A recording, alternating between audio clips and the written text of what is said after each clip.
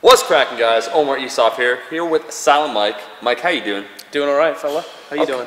Fella? Okay. Buddy? Pal? Buddy? We got to ask you a question here now. So you're in a pretty strong gym. You got these guys here. Sorry. Hey, you got strong guys. You got some strong guys right here. You know. Strong guys. What is this, like strong guys and stuff like that? But the question that must be asked is, you're in a gym where people are enhanced and they're competing and whatnot, and you're kind of surrounded by these big, muscly, strong dudes. Big, muscly, strong men. Men. Yeah. Dudes, men, All of bears, whatever you want to refer to. Why do you choose to remain natural then? What is this choice? Yeah, growing up, I think you as just most bitch, or- people, yeah, mostly that. Okay. Growing up, I think most people just don't understand like what it is, right? You look at Mr. Olympia or whatever, and you think, oh, that guy's just trains harder than me or better genetics than me or whatever. You don't know where the line is. And as I get more experienced, or as I got more experienced and figured out where that line is, basically I just asked myself, would it make me happier, feel more accomplished if instead of pulling 650 pounds, I pulled 750? Right. Which means I would probably have to sacrifice some things, meaning taking different supplements or whatever. But basically, the answer I came to is it would not make me more happy in my career, my life, personal life, anything, if I pulled 750 or 800. Not saying I could just when I hopped on shit, because that's not really how it works. But to get to that level, it wouldn't be any more satisfying than the daily grind I'm on now. Okay. Now, is this something that you're gonna stay natural for the rest of your life, or it's something that you're gonna reevaluate every couple of years? Yeah, I mean, I think every decision we all make is always reevaluating, right? Like what car I bought, how I do my hair, how I dress, what hat I was going to wear today. Yeah. Just always kind of thinking about it. So I'm never going to say no or never, but I'm also not deciding it now. Yeah. There's nothing that makes me want to do it. And you've been surrounded once again by a lot of dudes that have been open about their use.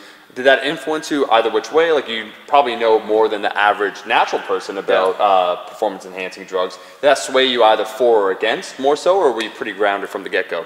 Yeah, so I probably stepped in the powerlifting world really like quickly and deep compared to most people. Most people probably kind of train on their own, go to a meet, fill it out, watch YouTube, read T Nation or something and get a feel for it. I trained by myself for like 10 years, but more powerlifting style, 2 or 3 years. Then I dove into the strongest gym in the West, where I got a quick education on everything powerlifting and everything strength world. This strength world, not that it's underground or anything, but there's a lot more going on with supplement companies, business, obviously steroids, competition, politics, and bodybuilding than is shown in magazines. And I'd say probably no, I wasn't swayed either way by anyone else's opinion, just because, like I said, it was just something I had to look at myself and say, hey, Mike, would you feel better if you had a six-pack? I'm like 205 pounds, 210 pounds right now, a little fluffy.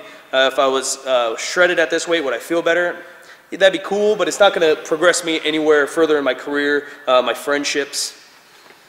I want him to get on the sauce. I think or anything like that. So you want me to say it out loud? So it's all about you, really. So it's how you feel, and so you feel that it won't make a change for you, therefore you don't want to do it. 100% selfish decision to stay natural. Now, here's a question for you. If you knew, for instance, that your social media would blow up, just a hypothetical question. Are you saying my social media sucks? I mean, it could use some work. All right. But if you knew that, you would gain like double the followers, like basically, more people would idolize you because there is that level of admiration where people want to look up to individuals. Normal, I'm playing devil's advocate here, but like normal is not good enough, right? When we have so many different choices, we kind of want to go with the best, and the best just so happen to be on drugs. So if you knew that either, therefore, you would have a much bigger following, and therefore you would have more career opportunities if you did, and that's why a lot of people do it, right? Because it's like, well, if you say that you don't, but you do, and you look great, then a lot of people are going to believe you. You're probably going to be able to sell more things.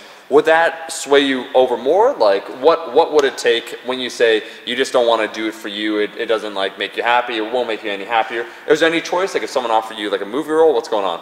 Yeah, I don't know what the line would be for make me want to try supplements, illegal supplements. Yeah. And I don't. Does the legality influence you at all? Yeah, legality definitely influences me. I try to be as law-abiding citizen as I can in every way. And also, it's just not like a, how I live my life. Like, I don't even drink. Drinking's 100% legal, but I just don't like putting things in my body, really. I took Sudafed yesterday because I was dying, and I didn't really want to. Like, my face felt like it was going to explode. So you're a hippie, man. You don't like taking your I'm a little bit of a hippie, okay. yeah. I was sipping on orange juice all day, praying that I feel better, and that's about it. A movie role or something, maybe. Maybe if it became a career, just because I know there's legal ways you can do it, and you can get it through a doctor. Yeah. And if it was a life-altering I think it's a life-altering choice, because many people that get on steroids stay on steroids for at least a very long time. So if it was a life-altering career move, then maybe. For my social media or for YouTube or for a supplement sponsor, probably not. Okay. Just because I don't, for me, it's not significant enough. It's not enough to say like, all right, I retire now, and I can, Dr. Asimov can put me on steroids and make me feel better. Yeah. But the other thing too is when I'm probably 39 or 40 or something, I'll probably go to a doctor and check it out, at least see where my levels are at. Louis Simmons, a Bigger, Stronger, Faster, actually says this kind of the opposite to argue for steroids, but he says your morals are your morals, mine are mine. Who am I to judge you, and who are you to judge me? But it works both ways, and that's kind of how I see it. Is if powerlifting wants to judge me, call me a fake powerlifter because I'm on YouTube or I'm on Instagram and I don't take the necessary means to become the best powerlifter or the strongest I can be, meaning steroids probably are the necessary means to be my absolute best, strongest, then that's fine. You know, that's up to them to think that, and that's not up to me to worry about them. I don't have the time, or money, stress, or brain power to deal with people like that. Mike, I think you answered this question because a lot of people, after you pulled 675 or whatnot, they're wondering, like, what's your next step, right? What are you going to do? Right? What are you going to do for that YouTube money? Nothing, man. And the answer goes nothing. Gonna be me. Hopefully I'm entertaining enough. Hang out with people that I like to hang out with, Omar, Bart, Mark, the Super Training crew. Show you guys behind the scenes on the YouTubes. Hopefully you like that, and if you don't like that, whatever, I'll still probably do it. Well, like we're saying, if you like the video, make sure to like the damn video. Follow my boy, Silent Mike, on YouTube. He now has a YouTube channel. That's Silent Mike 95 on YouTube. On Instagram, Silent Mike with 2 Ks. I know this shit from doing it so often with you. And we'll be seeing all you guys, my rascals, in that next video. Peace!